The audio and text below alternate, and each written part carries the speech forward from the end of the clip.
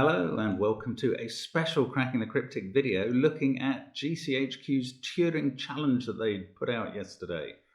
So this was put out by the British Intelligence Agency, GCHQ, to commemorate the appearance yesterday of Alan Turing, the great computer engineer and code breaker during the war, on the British £50 note.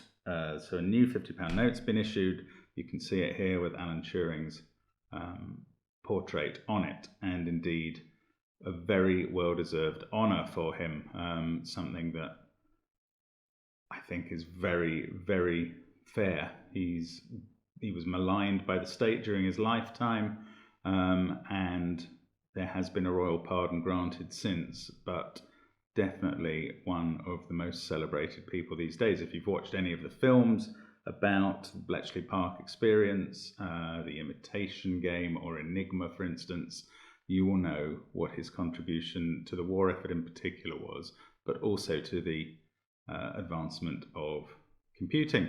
So that's what the background was. Now, GCHQ suddenly announced at 6:30 yesterday morning, I believe, that they were releasing their toughest puzzle. Try our toughest puzzle, it says here, to celebrate Alan Turing featuring on the £50 banknote. Well, let's see what we made of it. Now, Simon and I found out from both from a mole in the Bank of England who let us know yesterday morning, and I think Simon had even heard something from one of the newspapers the day before that this might be coming. They were obviously embargoed with the news, but they all ran stories on this and carried links to it. So we jumped on a call at just after 10 o'clock with a friend of ours, Neil, who's brilliant at these things, and we decided to really have a crack at this set of puzzles. Now, what do they say here? They say it requires you to solve a string of puzzles which get increasingly difficult. Crack the answers to the first 11 puzzles, which should give you 11 single words or names, which you'll need your very own Enigma simulator to decode. And there's a quote from Turing, which I think appears on the banknote. We can only see a short distance ahead, but we can see plenty there that needs to be done. And then there are these puzzles. So let's plunge in with puzzle 1, called Hut 8. Bit of preamble explains that there are stylistic 8s in the pattern on the banknote above the bank building, and they refer to Hut 8, one of the sections of GC and CS, which was the kind of code-breaking outfit. Now, this is a relatively straightforward puzzle, hence the importance of the 8th column below. The 8th column in this sort of grid for answers is highlighted, and the answers very obviously fit the pattern. So all we need to do is know the answers to these, and I think I knew all of them myself. So the location of GC and CS during World War II was Bletchley Park. The value of the new banknote is £50. That's very clear from the whole background to the hunt. The usual name for the pound symbol, pound sign, which is of course different from what the US call a pound sign, amusingly. What does the G stand for in GC and CS? Well, I don't know what GC and CS stands for, but I do know that the G in GCHQ, it stands for government. Which organisation is launching the new banknote? Bank of England. Who led Hut 8 and is commemorated on the new banknote? Alan Turing. And which cryptographic device used by Germany did GC and CS break? That's Enigma machine. So really this is a very simple pipe opener or warm-up for the hunt in general. And the letters that you get running down, however, I thought they were going to spell eugenic at first, which was a little alarming, but it's Eugenia, which is a female name. So we noted that down and we moved on to puzzle 2. It seemed a fairly straightforward start, as I say. Now, puzzle 2. So all these puzzles are featuring different elements that have gone into making up the banknote. So that was the Hut 8 stylization. Here is the portrait of Alan Turing that's been used on the banknote. And underneath we see that the portrait's by Elliot and Fry. It's a bromide print taken on 29th March 1951, one of 3 from the National Portrait Gallery collection. And here we get the puzzle. So there's a bunch of dots and dashes, so it looks very like Morse code. And indeed, at the end of what might be a word up here, we get E and D in Morse code, which is quite plausible before this semicolon. But the problem is that some of these sets of dots are 8 or more sets long, so that doesn't make up Morse characters. And indeed, what you have to realize here is that this block of dots and dashes is actually just the word lengths of this sentence up here. The portrait is by Eliot and Fry, so the 3 letters there, portrait there, and all we have to do is read off the letters that are represented by dashes in this case, which gives us an F, A, T there, H, that's an E at the end of 1, that's an R in the middle of 3, that's IN in national, and a G from gallery, and that spells the word fathering. So a slightly surprising word, but that seems to be the answer to puzzle 2. And we jumped on to puzzle 3, bits of note. Now here we see a picture of the banknote, the front of it, some sort of strange collection of small cells or squares, and the back of the banknote. Can you shed some light on these sequences? Well, you will note if you look at these that there are some repeated squares, and they do actually tie in to the banknote. So we've had little squares of the banknote cut out, as it were. There's little arrows between the cells. Now, my first thought was that this is some sort of code. We've got this sort of piece repeated 3 times. Then I noted that item 3 was exactly the same as item 7. So that could be a word that gets repeated in a sentence of 7 letters, perhaps. But eventually it dawned on us that the way to interpret these was to find the piece of the banknote that is, let's take 3 and 7, which are the same. So there's that O thing, and look, that's the O of pounds up here. So we start there, we go to the place where it says of, which is in Bank of England up here. Then we follow the arrow to this part of the Queen's necklace, which is down here, and then a part of her crown, and the bottom of the number 5 up here. So if you trace that out, like follow my cursor here, we go up there, down there, and up there. And what you've done there is trace the shape of the letter N. So that is how this puzzle works. You need to find which side of the banknote the pictures are in, and then trace the shapes.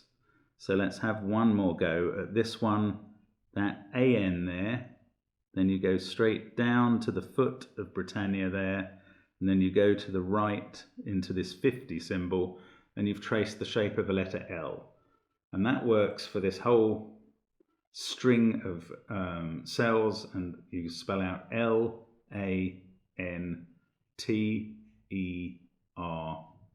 the word lantern. So we note that down when we move on to puzzle 4.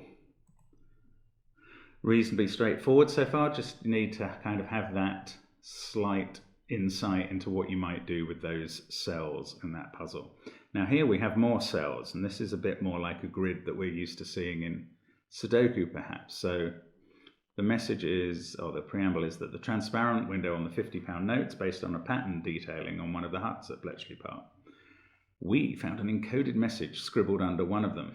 Give it some thought. Let's note the spelling of some there and see if you can make it add up. If you look at it from a different angle, you should see a Welsh town through the window, which would be a real plus. Well, the plus is a joke on the shape of this symbol. And hopefully it's reasonably clear that what you have to do is make these cells into numbers that will add to these numbers at the bottom of the grid.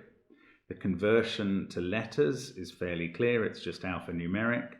So what I've done here is rendered this grid into Excel, totally different colors. So the black is outside the grid, and then because the contrast is pretty difficult on all those various shades of maroon or purple, I've used different colors here. So we can start with this 4, which is clearly 2 of the same shape, so they must 2 of the same color, they must be 2, and we can fill in 2, in all the rest of that colour elsewhere in the grid.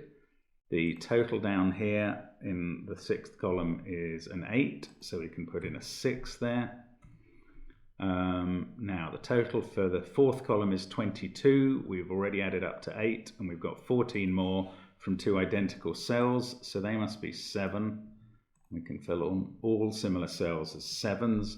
We get a 15 here in the 2nd column, so it's very straightforward. This is hardly even as hard as a kokuro. We've got 8s there. Now the last little bit, we've got a 4 here, so one of these is 1 and one of them is 3. Either white is 1 and green is 3, or the other way round, but it's got to work out so that column 3 will add up to 25. And the way that's going to work is green being 3 and white being 1. So we fill all those in. We've got a check total down here. We're clearly getting the same total, so we've got it right. And the totals on the right, I've got the spreadsheet adding them up and then converting them to letters, and we get Corwen, which is the Welsh town that we were told to look for. So fine, we've got the answer to puzzle 4, and we can move on to puzzle 5. Nothing too tricky that so far, I hope. And this one's fairly clear too. So you're asked to compare the 2 sunflowers with 4 words spelled outwards so that adjacent words differ by exactly 1 letter. There's an example showing how bank can change to note, obviously a very relevant example. And then once you've completed the sunflowers, you have to find the central 4-letter word, which differs by exactly 1 letter from each of the 2 words it's connected to through the microchips. And if you look carefully, you'll note a little white connecting line that takes you from one of the words in each sunflower to the other. So this is just an exercise in word ladders. There are some letters provided. It's a circular word ladder, both literally and figuratively, in that it goes round and connects up again. It's got Alan written at the top and Turing written at the bottom, which is a very neat touch. But if you want to see what the words are that make this up, I mean, it's really, they're all genuine English words, so it is to some extent a case of word knowledge and making possible words fit with the changes that are shown and the letters that are given, and the list of words that is necessary are given here. So I've started from the kind of northmost point of each of the diagrams, and we get this word list at the top, this word list at the bottom. These are all genuine English words, and the 2 that are connected by the white lines are blub and blow, and so the word in the middle of the grid that needs to change by 1 letter, it's not B-L-U-W, so it's B-L-O-B, blob, and that's the answer to this puzzle, just blob. So we've done puzzle 5 there, and we can move on to puzzle 6 of the 12. This one, I mean, weirdly, that one looked like a sunflower, but this one is actually called sunflower. So here, the flower-shaped red foil patch on the back of the note is apparently based on the image of a sunflower head, which is linked to Alan Turing's morphogenetic work in later life. I did not know that, but anyway, here we have a sort of 3D crossword in a way, and a batch of clues. Now in this case, we're not looking at the clues in a useful order, we're looking at them just to give an alphabetic order of answers. And this is general knowledge. Now you may need Google or similar for some of these. We certainly did for a few. The French manufacturer of rackets turns out to be Babolat. The French philosopher is Claude Frédéric Bastiat. The French term for contract is contrat. An ornament or spacer used in typesetting is, it's dingbat, isn't it? That's quite a good one. The canine companion from the Fallout video game series, I did not know this, and I think Simon couldn't even remember from his play, but it's dog meat. Floreat domus means may this house flourish. Daryl Janmaat is a Dutch footballer who's played for Newcastle United and Watford. The megabats are members of the family Pteropodidae. Now you notice all these are ending in at, which is at the centre of this grid. The real-time tracking satellite is picosat. The American term for a top hat is plug hat, I believe. A knocking sound is rat-a-tat, and to draw back is retreat.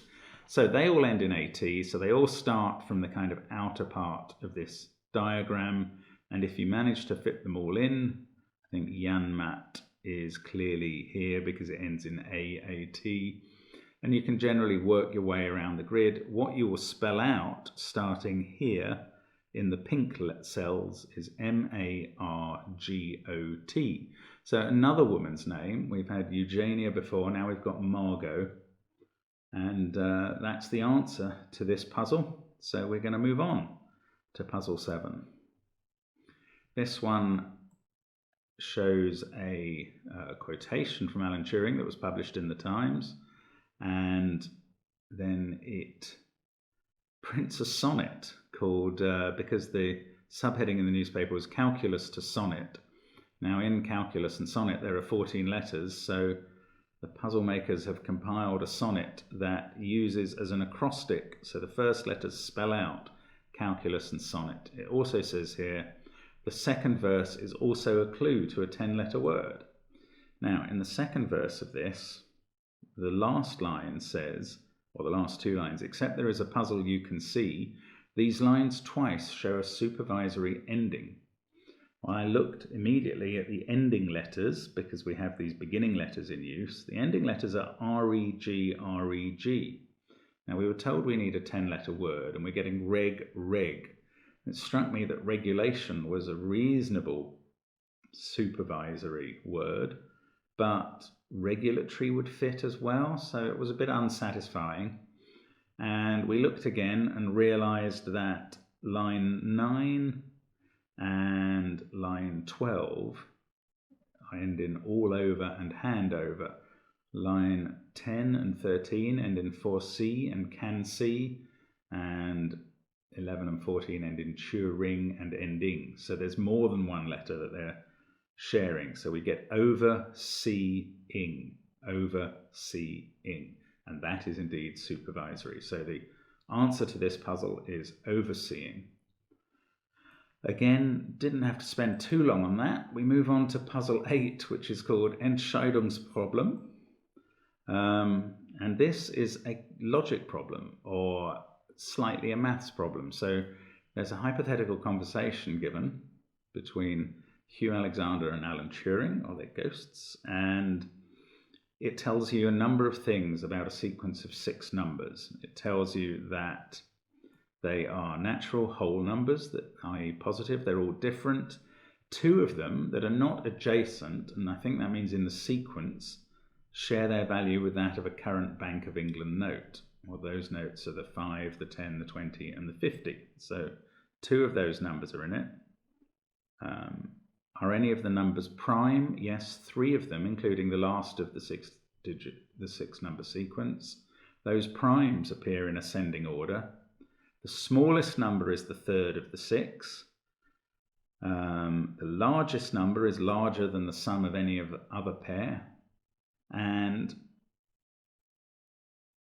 the sum of the first, third, and 5th numbers is equal to the sum of the other 3 numbers. So then we get the final bit of information. They seem to be an arbitrary collection of no great significance. Not by themselves, no, but are you not famous for your application of computable numbers to the Entscheidungsproblem?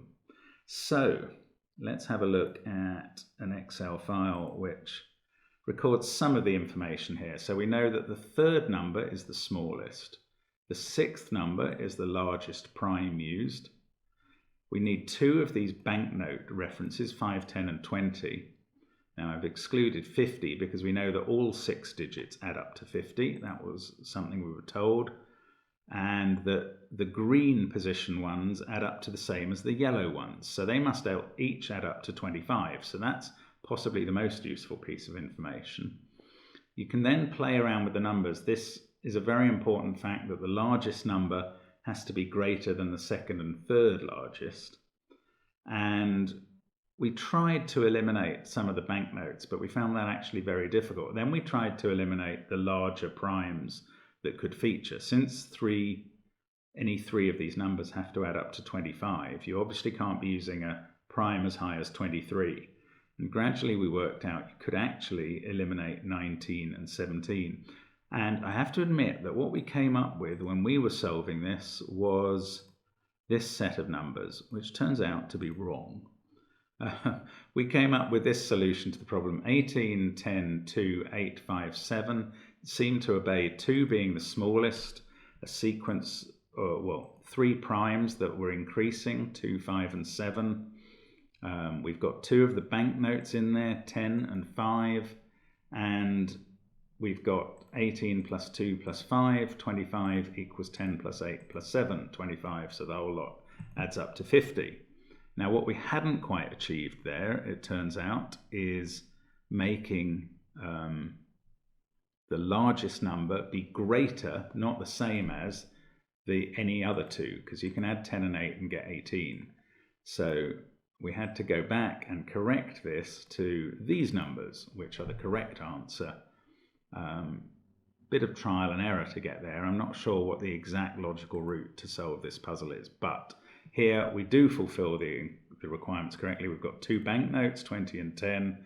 We've got those 3 primes, 2, 3 and 7 this time. 2 is the smallest. We've got 20 plus 2 plus 3 is 25. 8 plus 10 plus 7 is 25. And we seem to have fulfilled all the requirements. Now that gives us this list 20, 8, 2, 10, 3, 7. Now don't try and convert that using alphanumeric, because you get T, H, B, J, C, G. But let's remember what it said at the end of the problem. You have to apply these computable numbers to the Entscheidungsproblem. Now, that's a very nice long word with 20 letters in it, thanks to German for its ability to have these compound words. So if we note the letters of Entscheidungsproblem in order and give them numbers, let's see what we come out with these numbers. So we start with 20, M, 8 is I, 2 is N, 10 is U, 3 is T, and you'll guess now that 7 is E, and that spells out minute or minute. And that is the answer to this puzzle. When we were doing it, we came up with L-U-N-I-C-E, which isn't a normal word, but you can find reference to it. So we were sticking around with that for a while, but it didn't really work out as we went on through the hunt. Anyway, minute is the correct answer. And we move on to puzzle 9. This one is called signature. And Alan Turing's signature is used on the banknote, and it comes from this page of the Bletchley Park Visitors Book, or Max Newman's Visitors Book from Bletchley Park. Anyway, and these record the entrances of various people when they signed in, how long they were staying for, and what year it was, and so on. Now, we've also got this envelope at the top which says O brackets B, Q brackets A, C brackets A, R brackets B, J brackets A, D brackets B. Well, those capitalized letters, O, Q, C, R, J, and D, they looked like we might use them to key into something. So they're the 15th, 17th, 3rd, 18th, 10th, and 4th letters. So we thought we'd look at those entries in this log, and indeed the 15th is one of the Alan Turing entries, and so on. So we thought maybe B or A, they could refer to the first or second letter of these names entered. That didn't really work out very well. Then we thought about, since there's only A and B, perhaps they refer to the first name and the surname, A for the first name and B for the surname. Again, it was promising. It didn't really work out. We also found we couldn't read this 4th name. No idea what Mr. or Miss Smart's first name is there. Could be Sue or Zoe, but perhaps for the Times more likely to be a man. We couldn't work out what it was. Anyway, we then thought maybe we need something else, and we noticed that in this log of ins and outs there were dates as well, and most of them have 2 numbers. So if you treat the first number as A and the second number as B, that's much more promising. So we go to the 15th entry for its second date, the 17th for its first, and we get 2:15, and that gives us BO. Then C for the first, and so the 3rd entry, first date, 18th entry second date, and that gives us a 14 for L and a 5 for E. So the alphanumeric's working good now. Sorry, working well now. B-O-L-E. And I was thinking we're going to get to Bolero, but J, the first date, that's the 10th entry first date, actually gives a 25 here. So that's Y. The last date is a 14, and that's an N. And we've spelt out Berlin, as in Anne Boleyn, or the Berlin ground, and we've got an answer that's a real word. So we move on to puzzle 10. Puzzle 10 is called Crown, and it gives us this grid of colours with a king on it, and we get some clues. So the answers to these clues, I think very few of these we had to look up, but one or two. All Hail the Queen artist is Queen Latifah. The Order of Knights in Star Wars is Jedi. Father of Galahad is Lancelot. It turns out the surname of the current Bishop of London is Mullally. The town in County Durham is called Bishop Auckland. The Bavarian castle is Neuschwanstein, and Harry Potter's school is Hogwarts, of course. So what we decided to do with these letters is to use the correct number of coloured cells, and we entered, for instance, Latifah in LA in the top row, TIF in the next row where those letters appear, A and H, and we did that for the whole grid. Now we don't have a clue for king, so squares that are the king's colour go unfilled, and that gives us, this was the original grid with just the colours. When we fill it with the letters, we get this. Now, there is some more preamble here. Place each of the remaining 7 pieces, we've got the king placed, remember, in a square of their associated colour so that no piece can capture any other. Well, that's an interesting chess problem, but it's reasonably approachable. If you remember that the moves that queen can make and the spaces that are red, it turns out that only 2 of those are potentially occupied by the queen in this puzzle, because in the other 5 it can capture the king immediately. So we were able to place the queen. Well, I didn't have much part in this part of the puzzle, but it didn't take long apparently to place the queen. The number of orange cells for knights are quite restricted, so that's helpful. The bishops again have to be kind of off to the side so they're not covering a huge amount of the board, and the rooks again have to be away from each other. The way that the pattern works in the end is like this. You get a king here, queen there, knights there, bishops there, rooks there, and you will see if you look up and down the rooks' files and ranks, they can't take anything. The knights can't reach anything apart from each other, which don't see each other. The bishops are on diagonals where they can't take anything. The king can't reach anything, and the queen is missing everything too. So it's a really neat arrangement. And if you key these spaces back into the letters that we placed in this grid, they spell, let me see if I can get this right, I'm probably not going to, F-J-O-L-N-I-R.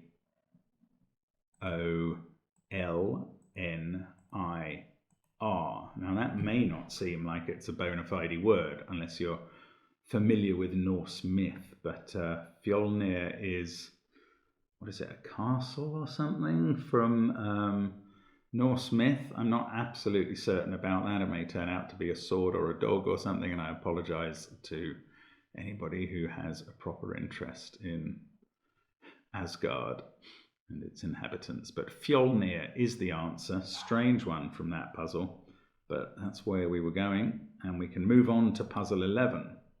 Now, these puzzles are getting a bit harder now, and this one indeed is pretty tough. The binary code displayed alongside Turing on the back of the note is based on Turing's date of birth, 23rd June 1912, given as a binary representation of the number 19120623. So that's clearly the date, his birth date, given as year in 4 digits, month in 2, and date in 2. So I'm afraid we had to look up every single one of these clues to find out what the dates were. So, but what we did then was we basically wrote those dates as 8-digit numbers, worked out what the binary equivalents were, and the insight we had was that you basically just need to make a chart of these. Hang on, where have I got that here? And this is what they look like if you black the ones and leave the zeros as white. And if you look carefully at that and you get all the dates right, you will see that the villain hiding here is Cruella, which is a really, really brilliant piece of puzzle setting, to be honest, that you can create that. There's some random blobs at the beginning, but that's really clever stuff. So most entertaining to get that as the answer to puzzle 11. Now, that has given us 11 words or names. And puzzle 12 says, you've reached the final stage of the Turing challenge. Now it's time to count your change. These technical drawings are for the British bomb, the machine specified by Turing and one of the primary tools used to break Enigma and ciphered messages during World War II. This is a meta puzzle. Cash in your answers in increasing order and take careful note of your change because they form an enciphered message. We've already set up the Enigma machine for you, so after solving the previous puzzles, you can type in your message to find out what you've done. And this link takes us to this basic sort of Enigma machine setup where you can type in letters here and you get output that is how the Enigma machine would code what you've typed in. So it's or possibly it's deciphering, I'm not absolutely sure, but we need some sort of code to put in up here. And we've got these words that we've got from each of the puzzles. Now we've got a few clues about cash and change, but we haven't been told specifically what to do here. So again, let's just have another look at the preamble to see if there's anything. Cash in your answers in increasing order and take careful note of your change because they form an enciphered message. So we studied this list for a while, and I think it was Simon who eventually said, well, what can blob give? It can't give much, but there is bob within that. So if you take out one letter, you've got bob. And then I think I noticed that if you take one letter out of Corwin and anagram it, you get crown. And if you're British, you will be aware that these are old coins.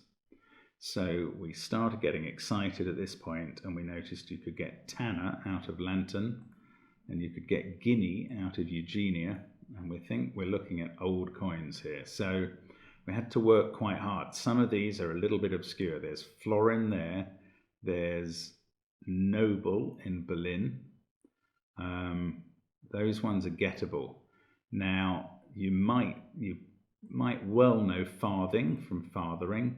You might just have heard of groat from Margot. You could easily get sovereign, perhaps, from overseeing, because there's not many opportunities there. The three, I think, that were the hardest here, or are we down to two now? Might be down to, two. So minute actually gives unite, and Cruella gives laurel. And if you look them up, you will find that they were various pieces that were worth 21 or 22 shillings. Let's, in fact, have a look at the list. There we go. Oh, that's not quite what I meant to do, so my apologies there. There we go. So the list, never mind about my control of this Word file. So the list of coins leaves one letter out of each, and it is those letters that we need. The order in which we need them is the increasing order of value of these coins. So we start with the quarterpenny farthing, we go up to the fourpenny groat, the sixpenny tanner, the 1 shilling bob, 2 shilling florin, 5 shilling crown, etc. And if you put those numbers in order, let's see if I can get this right. you get this set of letters, EMLLJEYCEME. So we will copy that into the Enigma machine that we've been given, and we'll see what output we get. We get this phrase. It's grouped into 5-letter cells because that's how the Enigma machine works, but it says sterling job, which is clearly a comment on the job done in getting this far, but also a pun on sterling being the British currency. And that is the answer to the GCHQ Turing challenge. Took us a couple of hours to get there. It was great fun to do, very impressive challenge, and we were certainly very impressed by this list of coins. What have I done here? No colour. How about that? That's better. And then there we go. That's what the actual list was. Certainly we didn't see that coming when we were getting Eugenia and fathering, etc. And it really took some thought about that final puzzle to make it work, but very satisfying when it did. So that's how to solve the Turing challenge. Hope it was entertaining for you. I hope you had a go at it if you saw it before this video, or certainly there's the link under the video to show you how to play it. So most fun. So thank you very much for watching, and just a bonus video today. There will be 2 Sudoku videos later. Thank you very much for sticking with it, and see you soon on Cracking the Cryptic. Bye for now.